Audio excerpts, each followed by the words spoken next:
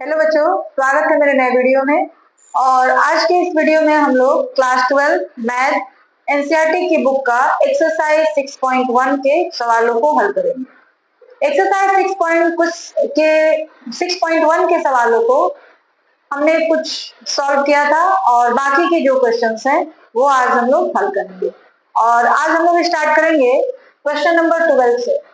Question number 12 क्या है? हवा के एक बुलबुले की त्रिज्या 1/2 सेंटीमीटर प्रति सेकंड की दर से बढ़ रही है, तो बुलबुले का आयतन किस दर से बढ़ रहा है जबकि त्रिज्या 1 सेंटीमीटर है।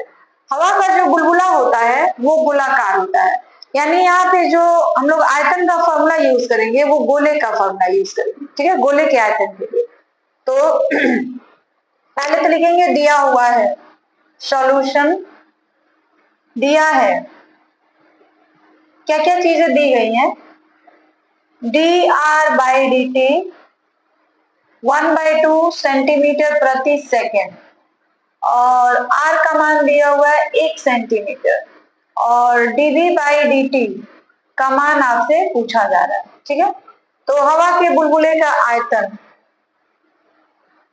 हवा के बुलबुले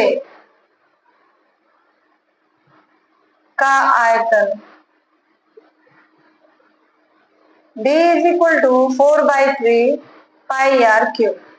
ठीक है, t के सापेक्ष अवकलन करने पर तो क्या हो जाएगा dv/dt और ये हो जाएगा 4/3 पाई और r क्यूब का हो जाएगा 3r² dr/dt। 4/3 पाई 3 r की जगह हम लोग ले लेंगे 1 सेंटीमीटर, तो 1 का स्क्वायर 1 ही रह जाएगा। dr/dt का मान हो गया 1/2। 3 और 3 कैंसिल हो गया, इस 2 से ये 2 कैंसिल, 4 बार मतलब 4 कैंसिल हो गया, तो बचा क्या आपके पास 2 पाई। ठीक है, dv/dt का मान आ गया 2 पाई। अतः बुलबुले का आयतन 2 पाई सेंटीमीटर क्यूब प्रति सेकेंड की दर से बढ़ रहा है, बढ़ रहा है। तो ये था आपका सवाल नंबर 12 और इस तरीके से सवाल नंबर 12 जो है आपका कंप्लीट है। अब हम लोग क्वेश्चन नंबर 13 को सॉल्व करेंगे और क्वेश्चन नंबर 13 है, एक गुब्बारा जो सदा गोलाकार रहता है का परिवर्तनशील व्यास 3/2 2x + 1 है, x के सापेक्ष आयतन में परिवर्तन की दर ज्ञात करें। देखिए सबसे पहले जो गुब्बारा है वो किस आकार का है? गोलाकार है और उसका व्यास जो है 3/2 है, 2x + 1 है। तो लिखेंगे दिया हुआ है, दिया है सॉल्यूशन गोला का व्यास, गोला का व्यास 3/2 2x + 1 और आपको dv/dx निकालना है। ठीक है, dv/dx जो है वो आपको निकालना है। तो गोले का व्यास दिया हुआ है 3/2 2x + 1, तो गोले की त्रिज्या कितनी हो जाएगी? गोले की त्रिज्या 3/2 2x + 1 डिवाइडेड बाई 2, तो डिवाइड 2 से डिवाइड कर देंगे तो व्यास को, तो हमको त्रिज्या मिल जाएगी, तो ये हो जाएगा 3/2 2x + 1 इंटू 1/2, यानी ये हो गया 3/2 4 हो जाएगा 3/4 2x + 1, तो गोले की त्रिज्या हो गई इतनी। अब गोले का आयतन क्या होता है? तो गोले का आयतन होता है, गोले का आयतन होता है b = 4/3 पाई r क्यूब। r की जगह पे हम लोग ये रख लेंगे तो b बराबर क्या हो जाएगा 4/3 पाई r की जगह 3/4 2x + 1 का क्यूब। तो b का मान कितना मिल जाएगा देख लीजिए, b बराबर 4/3 पाई और 3 को हम लोग 3 बार मल्टीप्लाई करेंगे तो हो जाएगा 27 और 4 को हम लोग 3 बार मल्टीप्लाई करेंगे तो हो जाएगा 64 और ये हो जाएगा 2x प्लस 1 का क्यूब। 4 से काट सकते हैं यहाँ पे इसको 16, 3 से इसको 9, तो b बराबर हमको मिल गया 9/16 पाई 2x प्लस 1 का क्यूब। ठीक है, अब x के सापेक्ष अवकलन करने पर, x के सापेक्ष अवकलन करने पर,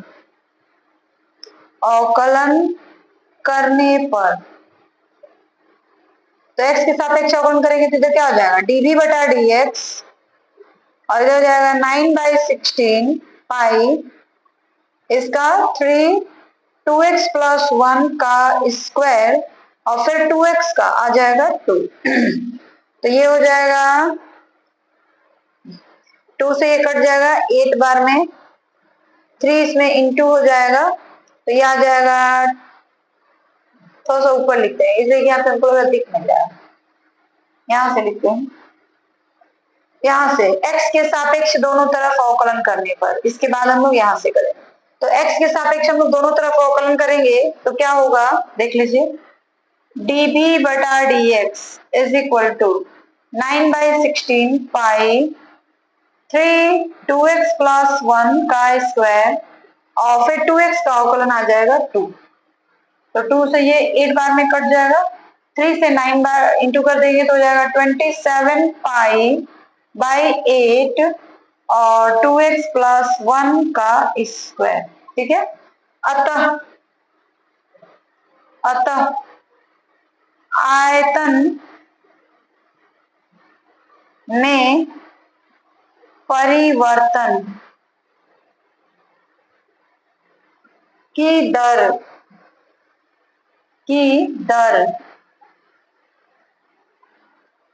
27 पाई बाई 8 2x प्लस 1 का स्क्वायर है। आ रही बात समझ में? सबसे पहले गोले की त्रिज्या निकाल लिया हमने, उसके बाद गोले का आयतन होता है b is equal to 4/3 pi r cube, x के सापेक्ष हम लोग अवकलन कर देंगे और जो हमारा आएगा dv बटा dx का मान वही आंसर हो जाएगा। और इसी तरीके से आपका क्वेश्चन नंबर 13 कंप्लीट हो गया। अब हम लोग क्वेश्चन नंबर 14 को सॉल्व करेंगे, और क्वेश्चन नंबर 14 जो है वो है, एक पाइप से रेत 12 सेंटीमीटर क्यूब प्रति सेकंड की दर से गिर रहा है। गिरती रेत जमीन पर एक शंकु बनाती है जिसकी ऊंचाई सदा आधार की त्रिज्या का 6ठा भाग है। रेत से बने शंकु की ऊंचाई किस दर से बढ़ रही है। देखिए यहाँ पे क्या है कि एक पाइप है, ठीक है, मान लीजिए ये हमारा पाइप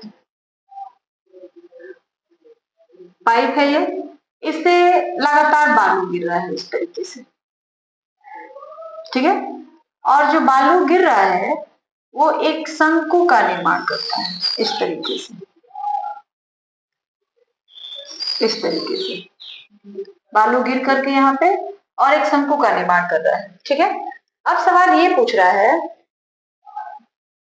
एक शंकु बनाती है जिसकी ऊंचाई सदा आधार की त्रिज्या का 6ठा भाग रहता है। तो देखिए इस शंकु के बारे में कहा गया है, जिसकी ऊंचाई, जिसकी मतलब ये शंकु, इस पाइप के बारे में नहीं, जो भी बातें कही गई है वो सारा इस शंकु के बारे में कही गई है। तो इसकी ऊंचाई ये हो गई और इसकी त्रिज्या ये आर और ये हो गया एच। आर और एच के बारे में कहा क्या जा रहा है कि जो एच है वो हमेशा आधार की त्रिज्या का 6ठा भाग, इस तरह का सिचुएशन हमेशा रहता है, यानी आर की वैल्यू क्या हो जाएगी 6h। ठीक है, ऊंचाई किस दर से बढ़ रही है, यानी हमको निकालना है dh बटा dt, ये निकालना है, और ऊंचाई यानी h का मान 4 सेंटीमीटर आपको दिया गया है। इतनी बातें क्लियर है कि एक पाइप है जिससे रेत गिरता है तो एक शंकु का निर्माण होता है, और इस शंकु की त्रिज्या r है, ऊंचाई h है। h जो है हमेशा r का 6वां भाग रहता है, तो r का मान हमने निकाल लिया, dh by dt निकालना है, h का मान इतना हो गया। शंकु का आयतन क्या होता है 1/3 पाई आर स्क्वायर h। आपको अगर नहीं याद है तो हमने फॉर्मूले में ये सारा लिखवाया, जब हमने चैप्टर 6.1 शुरू किया था उस समय हमने ये सारा फॉर्मूला लिखवा दिया। तो अगर आप वीडियो में नए हैं तो प्लीज वो फॉर्मूला देख लीजिए, उससे आपको क्लियर हो जाएगा। ठीक है, तो चलिए स्टार्ट करते हैं। माना कि शंकु का आयतन, माना कि शंकु का आयतन भी है और v बराबर 1/3 पाई r स्क्वायर h, ठीक है, होता है। और एक चीज और दिया हुआ है यहाँ पे, एक पाइप से रेत 12 सेंटीमीटर क्यूब प्रति सेकंड की दर से गिर रहा है। यानी यहाँ पे ये दे दिया है 12 सेंटीमीटर क्यूब, यानी dv बटा dt का मान आपको दे दिया है 12 सेंटीमीटर क्यूब प्रति सेकंड, ये भी दे दिया है आपको। आपको dh बटा dt निकालना है। तो सबसे पहले v बराबर 1/3 पाई r स्क्वायर h होता है। अच्छा, उसके बाद देख लीजिए v बराबर क्या हो जाएगा, 1/3 पाई r की जगह पे r का मान हमने निकाला होगा 6h, तो वो हम रख लेते हैं r की जगह पे, तो क्या आ जाएगा 6h का स्क्वायर इंटू h। ये बात समझ आई? हमने क्या किया है, यहाँ जो r स्क्वायर है उसके r की जगह पर 6h रख लिया गया, तो फिर ये किसके बराबर हो जा रहा है, 1/3 पाई 6 का स्क्वायर 36 h स्क्वायर और h क्यूब 3 से काट देंगे 12 बार में कट जाएगा, यानी v की वैल्यू कितनी आ गई 12 पाई h क्यूब। ये लाइन समझ आ गई, v आ गया 12 पाई h क्यूब। अब हम लोग नीचे नहीं लिखेंगे, ऊपर लिखेंगे, तो v इज इक्वल टू आ गया 12 पाई h क्यूब। t के सापेक्ष अवकलन करने पर, अवकलन करने पर t के सापेक्ष हम लोग अवकलन करेंगे दोनों तरफ।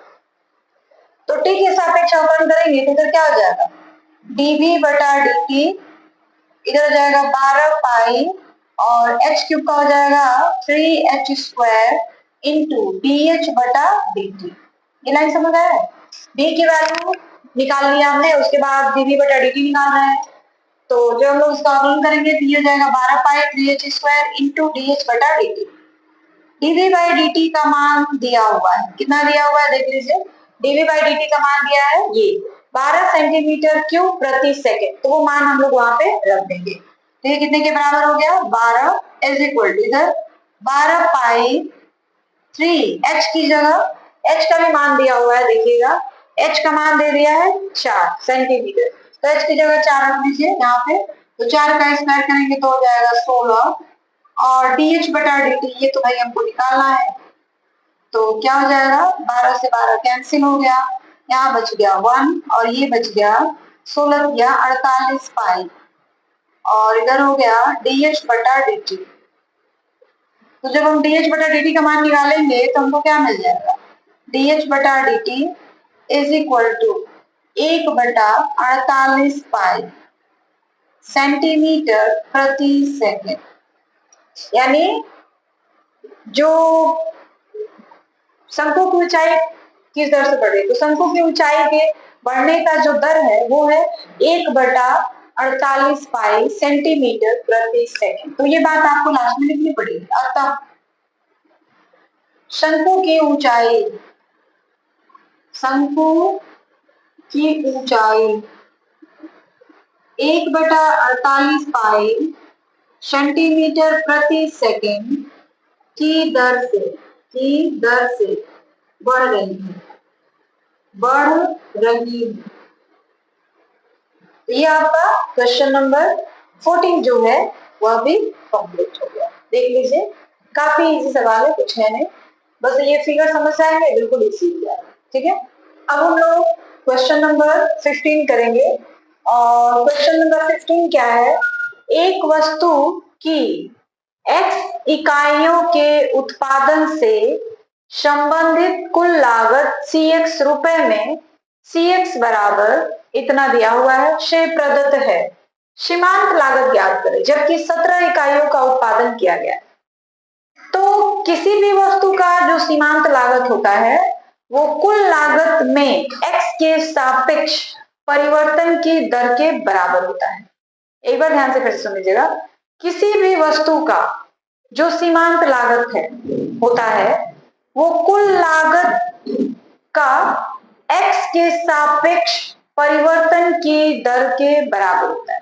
ठीक है, तो यहाँ पे जो कुल लागत दिया है इसको हम लोग क्या करेंगे, x के सापेक्ष अवकलन कर देंगे और लास्ट में जहां जहां x दिया होगा वहां वहां 17 रख देंगे, आपका आंसर आ जाएगा। जो भी कुल, ये कुल लागत है, ठीक है, कुल लागत जो है उसका x के सापेक्ष अवकलन कर दीजिए और x की जगह पे 17 रख दीजिए, आंसर आ गया। ठीक है, तो चलिए स्टार्ट करते हैं सॉल्यूशन। किसी भी वस्तु पर सीमांत लागत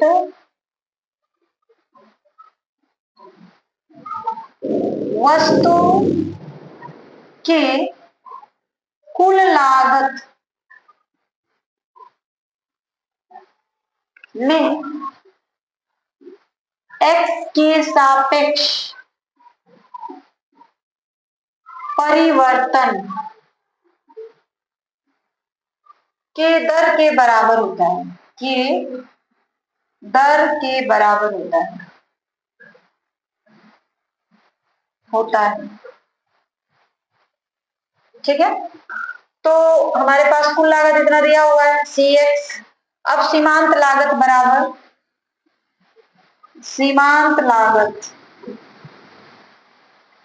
बराबर cx बटा cx जो है, या ऐसा करते हैं d by d x of cx, जो भी cx दिया है उसका हम लोग x के सापेक्ष अवकलन कर देंगे। ठीक है, तो सीमांत लागत को हम लोग शॉर्टकट में MC मार्जिनल कॉस्ट बोलते हैं, MC इज इक्वल टू सीमांत लागत marginal cost is equal to दिया हुआ है d by d x of कितना 0.007 x cube minus d by d x of 0.003 x square plus d by d x of 15x plus d by d x of 4000। ये बात समझ आई है? जो भी कुल लागत दिया है उसका हमने x के सापेक्ष क्या कर दिया, अवकलन कर दिया। तो अवकलन करेंगे तो क्या हो जाएगा, इसका यह आ जाएगा 7, तो 21 हो जाएगा, तो यह आ जाएगा 0.021 इस तरीके से x स्क्वायर। ठीक है, माइनस इसका करेंगे तो आ जाएगा हमारे पास 3×6 0.006 प्लस इसका करेंगे तो 15 और इसका करेंगे तो 0 x। अब x इज इक्वल टू 17 रखने पर MC बराबर मार्जिनल कॉस्ट x की जगह पे हम लोग 17 रख देंगे तो 0.021 इंटू 17 का स्क्वायर माइनस 0.0 यहाँ पे x छुटा 0.6 इंटू 17 प्लस 15, तो MC इज इक्वल टू क्या हो जाएगा, इसको हम मल्टीप्लाई कर देंगे तो हो जाएगा 17 का स्क्वायर 289 होता है, तो पहले इसको कर लीजिए 289 माइनस 0.06 या चलिए 0.06 इंटू 17 प्लस 15, इन दोनों को मल्टीप्लाई करेंगे तो हमको मिल जाएगा 6.069 और इन दोनों को मल्टीप्लाई करेंगे तो आ जाएगा 17×102 यानी 0.102 प्लस 15। अब इसको हल करेंगे तो आएगा हमारे पास 15 और 6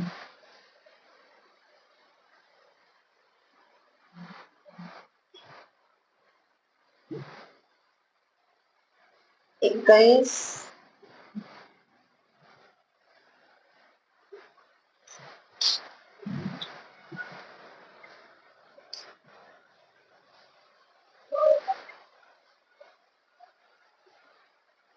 21, ये 21.069 माइनस 0.102 बढ़ा देंगे तो हमको आंसर मिल जाएगा इसका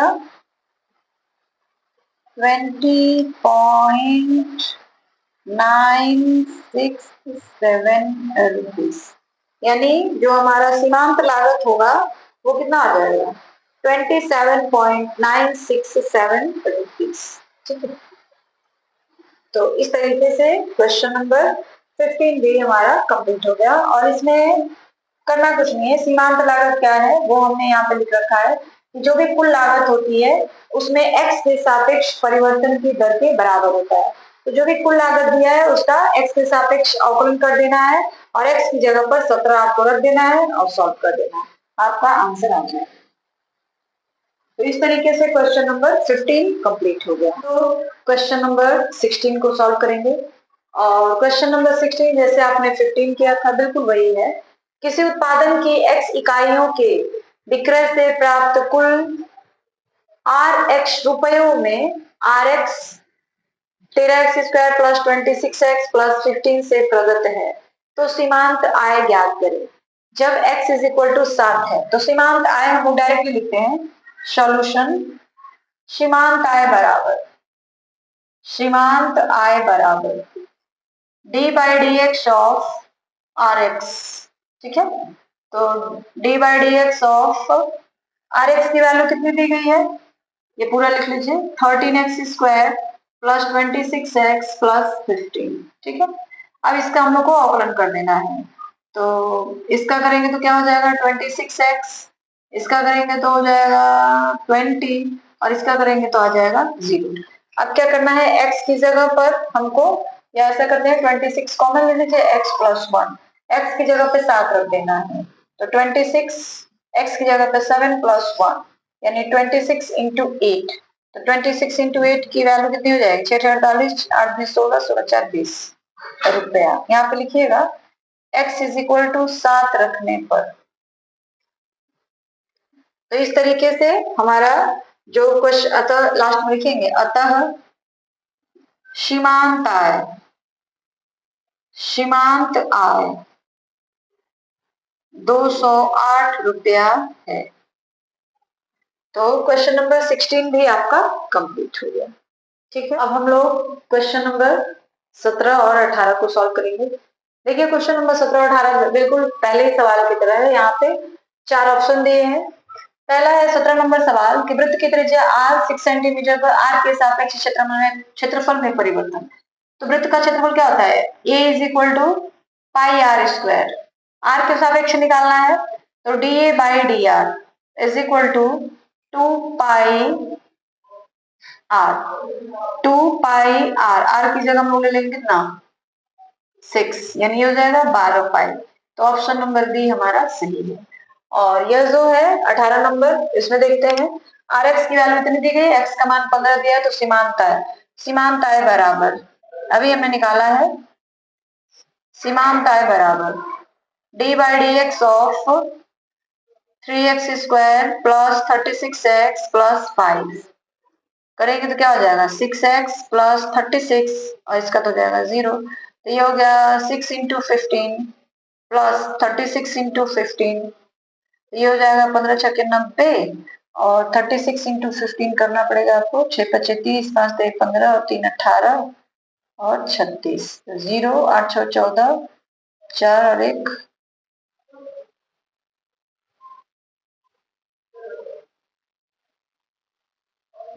5 छक्के 30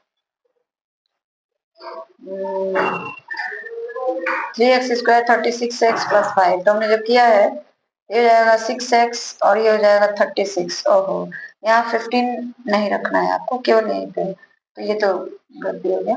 अब 15 छक्के 90 प्लस यहाँ पे x है ना तो x खत्म हो जाएगा 36 तो ये आ जाएगा जोड़ देंगे तो 9 3 12 और 6 यानी इसका ऑप्शन जो है ऑप्शन नंबर डी आपका सही है। तो इस तरीके से क्वेश्चन नंबर 17 एंड 18 आपका कंप्लीट हो गया और आपका पूरा जो एक्सरसाइज 6.1 है वह भी कंप्लीट हो गया। और लास्ट में मैं यही कहना चाहूंगी कि अगर आप हमारे वीडियो पे नए हैं और हमारे वीडियोस आपको अच्छे लगते हैं तो प्लीज हमारे वीडियो को ज्यादा से ज्यादा लाइक, सब्सक्राइब, शेयर और कमेंट तो जरूर ही करें।